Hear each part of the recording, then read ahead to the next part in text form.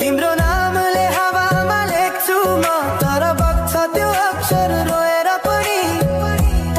जीवन बगिरहेको छ आफ्नै तरिकाले, तर मुटु तिम्रै नामको गीतले ढाकिएको छ।